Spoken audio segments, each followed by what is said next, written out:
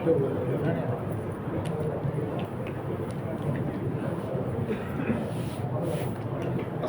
عليكم ورحمة الله وبركاته. وعليكم السلام ورحمة الله. الحمد لله رب العالمين، والصلاة والسلام على سيد الأنبياء والمرسلين وعلى آله الطيبين وأصحابه الطاهرين والمؤمنين والمسلمين كلهم أجمعين. أما بعد، قال الله سبحانه وتعالى في كلامه القديم والفرقان المجيد: إن الله يأمركم أن تعدوا الأمانات إلى أهلها. صدق الله المولانا العظيم. قال نبينا صلى الله عليه وسلم: لا إيمان لمن لا أمانة له ولا دين لمن لا عهد له، أو كما قال عليه الصلاة والسلام. எல்லா புகழும் ஏக வல்லவனாகிய அல்லாஹ் ஒருவனுக்கே. அளவிலா கருணையும் கிருபையும் அண்ணல் எம்பெருமானார் முஹம்மது ரசூலுல்லாஹி ஸல்லல்லாஹு அலைஹி வஸல்லம் அவர்கள் மீதும், அன்னாரின் வழியை அடிவற்றி வாழ்ந்த உத்தம சத்திய சஹாபாக்கள், தாபீன்கள், முஃமின்கள் ஆகிய நம் அத்தனை பேர் மீதும் அல்லாஹ்வின் அருள் என்றென்றும் நின்று நிலவட்டுமாக. மேலான அல்லாஹ்வின் நல்லடியார்களே, சூரத்துன் நிசாவுடைய ஒரு மிக முக்கியமான ஒரு வசனம் நபிகள் நாயகம் ஸல்லல்லாஹு அலைஹி வஸல்லம் அவர்களுக்கு மக்கா வெற்றியின் போது வழங்கப்பட்டது. நாமெல்லாம் அறிந்திருப்போம், நபிகள் பெருமானார் ஸல்லல்லாஹு அலைஹி வஸல்லம் அவர்கள் மக்காவில இருந்து மதீனாவை நோக்கி ஹுதைபியா ஒப்பந்தத்திற்கு வந்தார்கள். ஒப்பந்தம் நடந்தது, மீண்டும் திரும்ப சென்றார்கள், மீண்டும் மக்கா வெற்றியை பெற்றார்கள். இதனுடைய தொடக்கத்திலே மக்காவிலிருந்து ரசூலுல்லாஹ் வெளியே வந்தபோது காபாவுக்குள்ளே போய் 2 ரகாயத்து தொழுக வேண்டும் என்று ஆசைப்பட்டார்கள். அந்த நேரத்தில் உஸ்மான் இப்னு தல்ஹா என்ற அந்த காபாவின் பொறுப்புதாரி பெருமானாரை விடவில்லை. பல தடவை கேட்டார்கள், அவர் அனுமதிக்கவில்லை. ரசூலுல்லாஹ் இறுதியாக ஒரு வார்த்தை சொன்னார்கள்: தல்ஹாவே, இதே இடத்துல நீ நிற்கிற இடத்துல நான் நிற்பேன், நான் நிற்கிற இடத்துல நீ நிற்பாய். அப்படி ஒரு காலத்தை அல்லாஹ் சுழற்றி வைப்பான் என்று நபிகள் ஸல்லல்லாஹு அலைஹி வஸல்லம் எச்சரித்து விட்டு மக்காவிலிருந்து புறப்பட்டார்கள். அந்த காலமும் வந்தது. மக்கா வெற்றியின் போது நாயகம் ஸல்லல்லாஹு அலைஹி வஸல்லம் அவர்கள் மிக சந்தோஷமாக உள்ளே வந்தார்கள். அபூ சுஃபியானுக்கு மன்னிப்பு தொடங்கினார்கள் ரலியல்லாஹு அன்ஹு. அவர் வீட்டுக்குள்ளே யார் புகுந்தாலும் அவர்களுக்கு அடைக்கலம் கிடைக்கும் என்றார்கள். எல்லோருடைய குற்றங்களும் மன்னிக்கப்பட்டு விட்டது என்று அறிவிப்பு செய்துவிட்டு காபாவுக்குள்ளே போகலாம் என்று எத்தனித்த போது அதே உஸ்மான் இப்னு தல்ஹா சாவியை தரமாட்டேன்னு சொல்றார். திங்கட்கிழமை வெள்ளிக்கிழமை மட்டும்தான் காபாவை திறக்கிற பழக்கம். அவர் விடமாட்டேன் என்று சொன்ன போது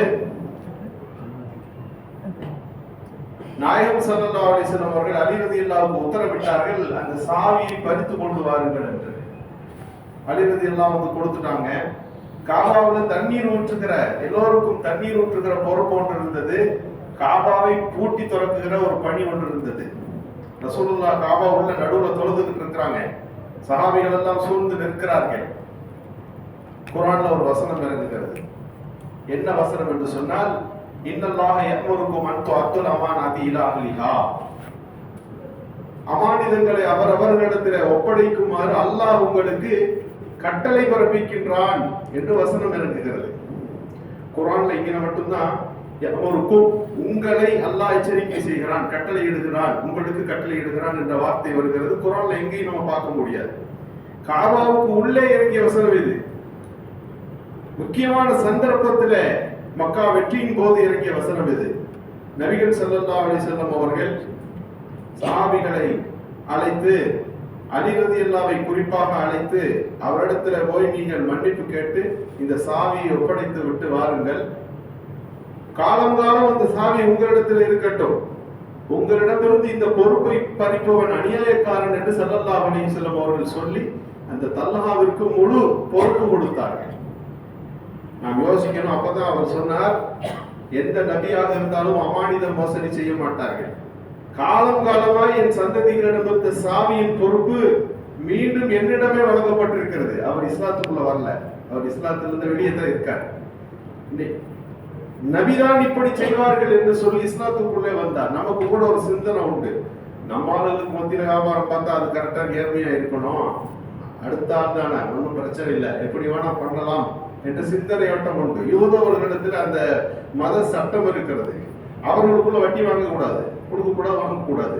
ஆனா ஊர்ல இருக்க எல்லாருக்கும் என்ன செய்யலாம், மது அவங்களுக்குள்ள விற்கக்கூடாது. மற்ற இனத்தார்கள் எப்படி போனாலும் பரவாயில்லை, எந்த வழிமுறையும் கையாளலாம், யூத இடத்துக்குள் மட்டும் இப்படி செய்யக்கூடாது என்று சொல்லுகிற வழக்கம் உண்டு. நபிகள் நாயகம் ஸல்லல்லாஹு அலைஹி வஸல்லம் அவர்கள் நம்மை ஏற்றவர்களாக இருந்தாலும் மறுப்பவர்களாக இருந்தாலும் நீதம் என்பது சமமாக இருக்க வேண்டும், அமானிதம் என்பது சரியாக இருக்க வேண்டும், வாக்குறுதி என்பது எல்லோருக்கும் ஒன்று போல இருக்கணும். இந்த வாக்குறுதி இன்று வரை நிலைக்கிறது. ஃபஹதே அப்துல்லாவே இன்றைக்கு சல்மானே முன்னாடி வந்துட்டா கூட அவனை சாவி வச்சு துரத்த முடியாது, அந்த குரூப் வரணும். இந்த சஹாபியினுடைய சந்ததிகள் யாராவது வந்துதான் காபாவை திறக்க முடியும். இங்கே நாம் கவனிக்க வேண்டிய விஷயம், அமானிதம் என்பது அவ்வளவு முக்கியமான விஷயமாக இஸ்லாம் நமக்கு வலியுறுத்துகிறது. அல்லாஹ் தஆலா அதனுடைய கருத்தை இப்படி ஒரு வசனத்தில் சொல்லுகிறார், லா தஹூனுல்லாஹ வ ரசூலா, அல்லாஹ்வுக்கும் தூதருக்கும் நீங்கள் மோசடி செய்யாதீர்கள். இது புரிகிறது, முக்கியமான விஷயம். அடுத்து ஒட்டுமொத்தமாக இஸ்லாமிய சமூகத்துக்கு கட்டளையிடுகிறான், வ தஹூன் அமானாத்திக்கும், நீங்கள் உங்களுடைய அமானிதங்களிலும் மோசடி செய்யக்கூடாது என்பதாக பொதுப்படையாக அமானிதம் என்கின்ற உயர்ந்த பண்பை இஸ்லாம் நமக்கு போதிக்கிறது. லா ஈமான லிமன் லா அமானத்தலா, அமானிதம் என்கின்ற பண்பு ஒருவரிடம் இல்லையா, அந்த மனிதனிடத்தில் ஈமான் இல்லை.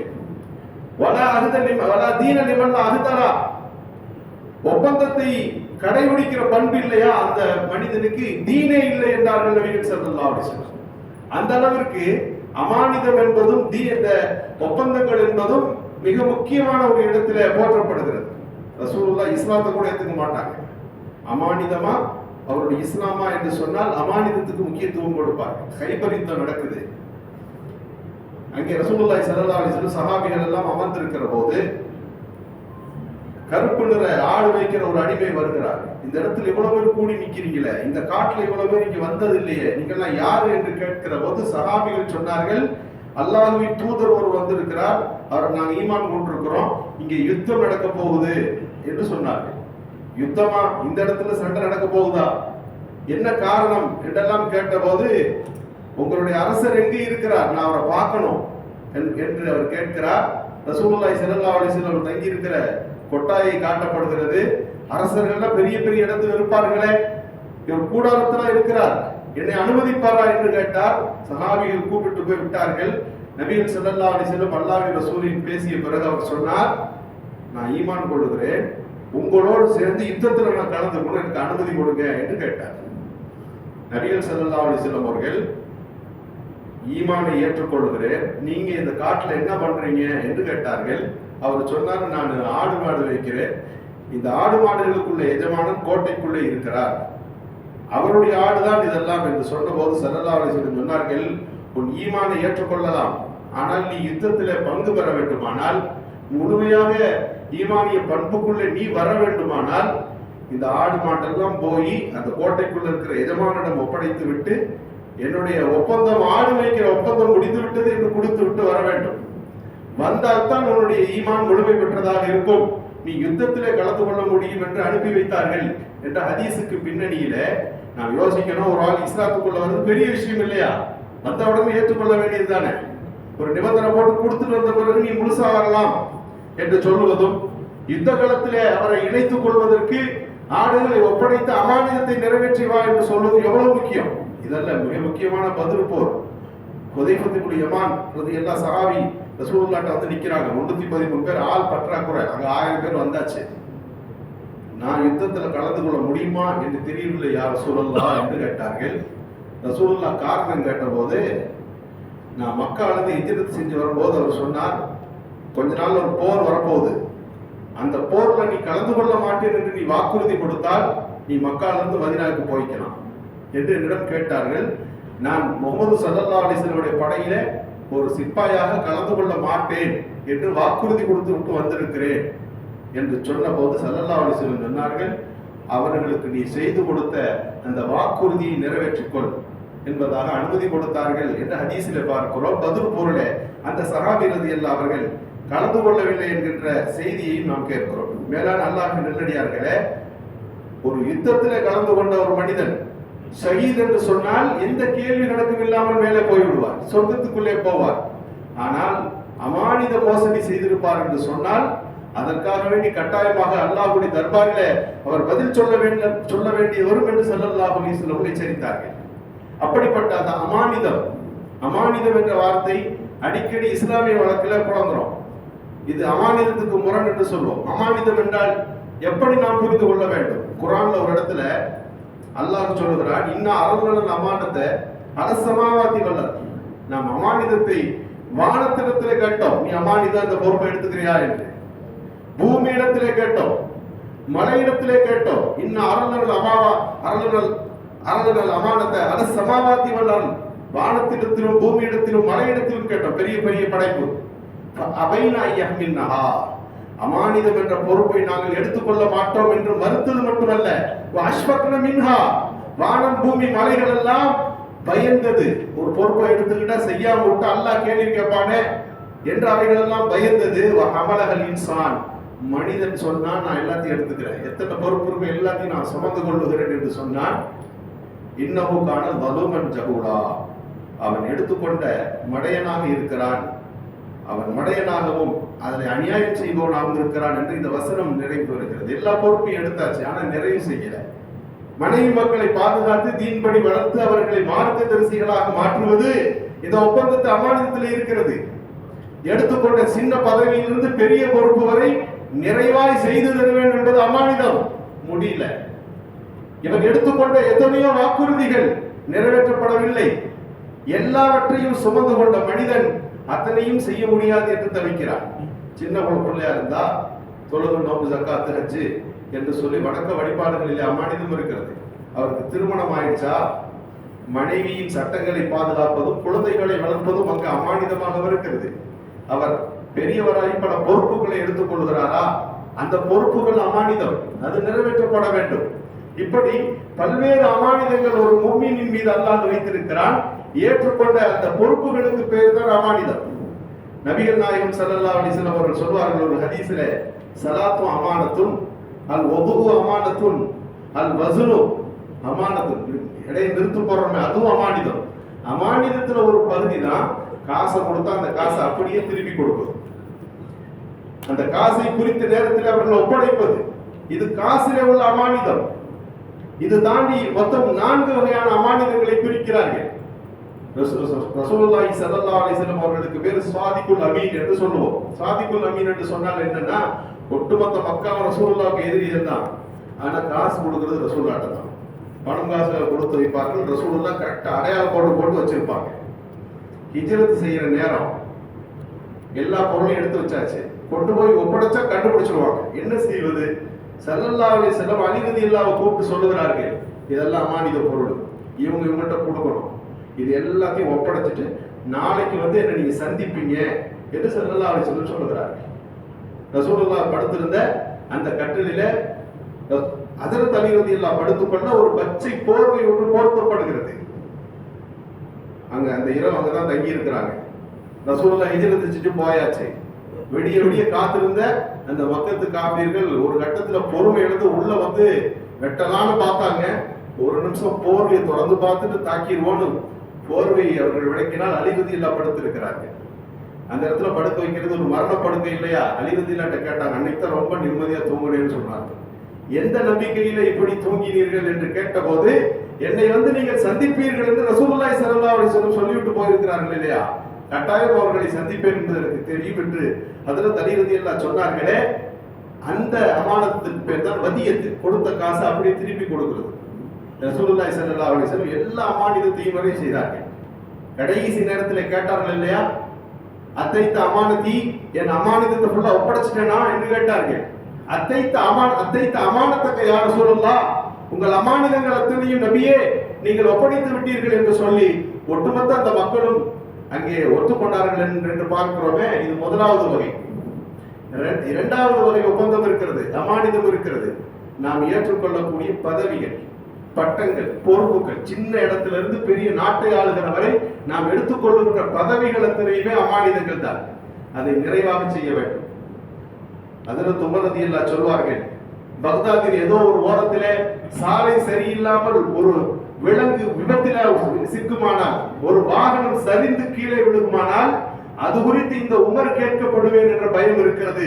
காரணம், என் ஆட்சிக்கு கீழே அமானிதத்தை நான் நிறைவு செய்யவில்லை என்ற பயம் என்று சொன்னார்கள். ஒரு நாள் மதிய நேரம் காட்டில் சுற்றி திரிகிறார்கள். அதில் உமர் எல்லாம் சஹாபிகள் கேட்டாங்க, இந்த வெயில்ல எங்க சுத்திக்கிட்டு இருக்கிறீங்க, என்ன காரணத்துக்காக, எதை தேடுகிறீர்கள் என்று சொன்ன போது, பைத்துல் மால் ஒட்டகத்தெல்லாம் கணக்கெடுத்தேன், கரெக்டா இருக்கு, ஒரு ஒட்டகம் மிஸ் ஆயிடுச்சு. அந்த ஒட்டகத்தை கொண்டு வந்து பைத்துல் மால கட்டிட்டு தான் கணக்கை நான் முடிக்கணும். அந்த ஒட்டகம் கையில கிடைக்கல. கேட்டார்கள் சஹாபிகள், பணியாளர்கள் 2 பேர்த்த அனுப்பி பிடிக்க வேண்டியதானே, நீங்க உள்ள உட்காரலாம் இல்லையா என்று கேட்டபோது, அதில் துமரது எல்லாம் சொன்ன சொற்கள் பொன் எழுத்துக்களால் பொறிக்கப்பட வேண்டியது. இன்றைக்கு பணியாளர்கள் செய்து விடுவார்கள், நாளை கியாமத்தில் அல்லாஹ்வுடைய தர்பாரில் நிற்கிற போது எந்த பணியாளர் வந்து என்ன அமானிதத்துக்கு பதில் சொல்லுவார்கள்? என் பாவ மூட்டைகளை நான் தானே சுமக்க வேண்டும். ஒரு நாள் மூட்டையை தூக்கிட்டு போறாங்க, பிடிச்ச மூட்டையை இறக்கி கீழே போட்டு, இவங்க முதுகுல வைங்க, இந்த பணியாளர் முதுகுல வைங்க, எங்க போகும் மூட்டை? பல நாள் பட்டினியாக ஒரு குடும்பம் ஒரு ஓரத்தில் இருப்பதை உமர் இதுவரை பார்க்காமல் இருந்திருக்கிறேன். அவங்களுக்கு உணவு கொடுக்கிறது என் பணி, அப்படி என் முதுகிலே வையுங்க, ஏனென்றால் என் சுமையை நான் தான் சுமக்க வேண்டும் என்று சொன்னார்கள் அல்லவா. இதற்கு போய் தான் பொறுப்பு என்பது. நாம் வகித்துவிட்ட எந்த பதவிகளாக இருந்தாலும் அதில் நிறைவை செய்வது நம்முடைய வேலை. ஒரு ஜமாத்தாக இருக்கலாம், ஒரு நாட்டுக்காக மன்னராக இருக்கலாம், எடுத்துக்கொண்ட பதவியில முழுமையாக நிறைவுபடுத்த வேண்டும். இஸ்லாமிய சமூகத்தினுடைய சிறார்களின் நிலைமை என்ன, பெண்களின் நிலைமை என்ன, படித்துவிட்டு அடுத்த கட்டத்திற்கு போக வேண்டிய இளைஞர்களின் முன்னேற்றத்தை குறித்துள்ள செய்திகள் என்ன, ஏன் சமுதாயத்திலே போதை பொருள் அதிகரித்துக் கொண்டிருக்கிறது, பெண்களின் நடவடிக்கை ஏன் வேறு மாதிரி இருக்கிறது, இதுவெல்லாம் பொறுப்புதாரிகள் குறித்துள்ள கேள்விகளுக்கு கட்டாயமாக பதில் சொல்ல வேண்டும். குல்லுக்கும் ராயின் குல்லுக்கும் மஸ்ஊலுன் அன் ரஇயத்திஹி, உங்கள ஒவ்வொருவரும் பொறுப்புதாரி, அந்த பொறுப்புகள் பற்றி கேள்வி கேட்கப்படுவீர்கள் என்று ஸல்லல்லாஹு அலைஹி வஸல்லம் எச்சரிக்கிறார்கள். மூன்றாவது ஒரு அமானிதம் மனைவி. அல்லாஹ் சொல்லுகிறான், மீசாக்கன் கதீலா, நீங்க எடுத்த ஒப்பந்தங்களிலேயே மனைவி என்று ஒருவரை பிடித்தீர்களே, அது கடுமையான ஒப்பந்தம். அந்த ஒப்பந்தம் இந்த உலகத்திலிருந்து கியாமத்து வரை நீடிக்கிறது. ஒரு திருமண பந்தத்துக்கு கீழே ஒரு கணவனாய் இருந்து கடைபிடிக்க வேண்டிய எத்தனையோ வழிமுறை இருக்கிறது. பொறுப்புதாரி அவர்தான். அது எப்படியாவது சிந்தாமல் சிதறாமல் கொண்டு போய் அந்த இடத்துல சேர்க்க வேண்டியது அவருடைய ஒப்பந்தத்துக்கு கீழே உள்ளது. பஸ் ஓட்டும் போது டிரைவர் கண்ணு நிறுத்தமா ஓட்டுவார். உட்கார்ந்து இருக்கக்கூடிய மக்கள் எல்லாம், பயணியர்கள் எல்லாம், ஒருத்தர் செல் பார்ப்பாரு, ஒருத்தர் வேடிக்கை பார்ப்பாரு, ஒருத்தர் விளையாடுவாரு. இதெல்லாம் பார்த்துட்டு டிரைவர் முடிவெடுத்தாரு வச்சுக்கோங்களேன், எல்லாரும் ஜாலியா இருக்காங்க, நானும் ஸ்டேஜ் விட்டு கொஞ்ச நேரம் ஃப்ரீயா இருக்கேன்னா என்ன ஆகும்? இன்றைக்கு குடும்பஸ்தர்களுடைய, குடும்ப தலைவருடைய சூழல் அதுதான். தான் இயக்கி கொண்டு போகிற வாகனத்தை போலத்தான் ஒரு குடும்பம். குடும்பத்துல யார் வேணா முன்ன பின்ன நடத்தலாம், இதனுடைய விளைவு தெரியாமல் அவர்கள் பேசி விடலாம். ஆனால் தலைவனாக இருப்பவருக்கு மிக முக்கியமான ஒரு பொறுப்பு இருக்கிறது, அந்த குடும்பத்தை நிறைவுபடுத்துவது. எல்லார் கடமையை முடிக்கணும் இல்லையா? இடையில் அந்த வாழ்க்கை பிரிவுமானால் சந்ததிகளுடைய எதிர்கால வாழ்க்கை பாதித்து விடாதா? இந்த அக்கறை உணர்வோடு அந்த குடும்பம் என்கின்ற ஒப்பந்தம் நிறைவுபடுத்த வேண்டும். அதுவும் ஒரு அமானிதம். பிள்ளைகளை வளர்த்தெடுத்து மார்க்க தரிசிகளாக அவர்களை மாற்றி, அவர்கள் சொந்த காலில வருமானத்திலும் சரி மார்க்கத்திலும் சரி நிறைவோடு அவர்களை நிறுத்துவது ஒரு குடும்ப தலைவருடைய பொறுப்பு. எல்லா சொத்தையும் கொண்டு வந்து கொடுக்கிறேன்னு ஒரு சஹாபி சொன்னப்போ, உன் பிள்ளைகளை பிச்சை எடுப்பவர்களாக, யாசகர்களாக நீ விட்டு போவதை விட அவர்களை தன்னிறைவாக விட்டு போவதுதான் சிறந்தது என்று சொல்லி, பைத்துல் மாலுக்கும் பள்ளிவாசலுக்கும் வாங்க வேண்டிய சொத்துக்களை ஸல்லல்லாஹு அலைஹி வஸல்லம் வாங்கவில்லை என்ற ஹதீஸ் இருக்கிறதே, நமக்கு சொல்லுகிற பாடம் என்ன? அவரவர்களுக்கு ஒரு கடமை இருக்கிறது, அவற்றை நிறைவாக செய்ய வேண்டும் என்பது. ஸஅத் இப்னு அபீ வக்காஸ் ரலியல்லாஹு சக்கராத் ஹால்ல இருக்கிறாங்க. சஹாபிகள் எல்லாம் வந்து அவர்களை பார்க்கிற போது அழுகிறாங்க. சஹாபிகள் ஆறுதல் சொன்னாங்க, நீங்க எப்படிப்பட்ட சஹாபி, ரசூலுல்லாஹ்வுடைய யுத்தத்தெல்லாம் இருந்தவங்க இல்லையா, ரசூலுல்லாஹ்வோடவே இருப்பீங்களே, சுப செய்தி சொல்லப்பட்ட நீங்கள் ஏன் உங்களுடைய இறுதி முடிவில் அழுகிறீர்கள் என்று கேட்டபோது ஸஅத் இப்னு அபீ வக்காஸ் சொன்னார்கள், உண்மைதான், 3 நிலைமை எனக்கு இருந்துச்சு. ஒரு நிலைமை ரசூலுல்லாஹ்வுக்கு எதிரியா நான் இருந்தேன். என்னை கண்டு அவர்கள் ரசூலுல்லாஹ்வை கண்டா நான் வெறுப்பேன், உலகத்திலேயே வெறுப்புக்குரியவர்களாக இருந்தேன். அப்படி மூத்தா போயிருந்தா நரகவாதியா இருப்பேன். 2வது நிலைமை, ரசூலுல்லாஹ்வோடு எனக்கு தொடர்பு வந்தது. உலகத்தில் அவர்களை விட சிறந்தவர்கள் யாரும் இருக்கவில்லை. அவர்கள் மீதுள்ள அன்பின் காரணமாக அவங்களை நிமிர்ந்து கூட நான் பார்த்ததில்லை. ரசூலுல்லாஹ் சிஃப்லனா, எங்களுக்கு ரசூலுல்லாஹ் சொல்லுங்க என்று என்னிடம் கேட்டால் என்னால் சொல்ல தெரியாது. காரணம் அவங்களை நிமிர்ந்து நான் பார்த்ததே இல்லை. அந்த அளவிற்கு நான் அவர்கள் மீது கண்ணியம் கொண்டு வாழ்ந்தேன். அப்போ மூத்தா போயிருந்தாலும் நல்ல முடிவோடு இருந்திருக்கும். மூணாவது நிலைமை, பல பதவிகளை அலங்கரித்திருக்கிறேன், குடும்ப பொறுப்புகளில் இருந்திருக்கிறேன், இந்த அமானிதங்கள் விஷயத்தில் எப்படி நடந்தேன் என்று எனக்கு தெரியவில்லை என்று சொல்லிவிட்டு மக்களுக்கு சொல்லுகிறார்கள், என் அடக்கிட்டு உடனே போயிடாதீங்க. ஒரு ஒட்டகத்தை அறுத்து பங்கிடுகிற நேரம் வரை என் கபரில் நின்று எதையாவது தஸ்பீஹ் ஓதிக்கொண்டே நில்லுங்கள், என் கேள்வி கணக்குகள் லேசாகட்டும் என்று சொன்ன சாது பின் அபி வக்காஸின் ரிவாயத்து முஸ்லிம் ஷரீஃபில் இடம்பெறுகிறது. எனவே அமானிதம் என்பது சொர்க்கவாதிகளுக்கான ஒரு பண்பாக அல்லாஹ் சொல்லுகிறான். அல்லதீனஹும் அமானாத்திஹிம் வ அஹ்திஹிம் ராவூன். அவர்கள் அமானிதங்களையும் ஒப்பந்தங்களையும் அவர்கள் நிறைவு செய்வார்கள் என்பது சொர்க்கவாதிகளின் பண்பாக சொல்லப்பட்டிருக்கிறது. எனவே உயர்ந்த குணங்களின் வரிசையில பல்வேறு பண்புகள் ஒரு மூமினிடத்தில் இருக்க வேண்டும். அது இருக்க வேண்டிய மிக முக்கியமான ஒரு பண்பு அமானிதத்தை பேணி நடந்து கொள்ளுதல்.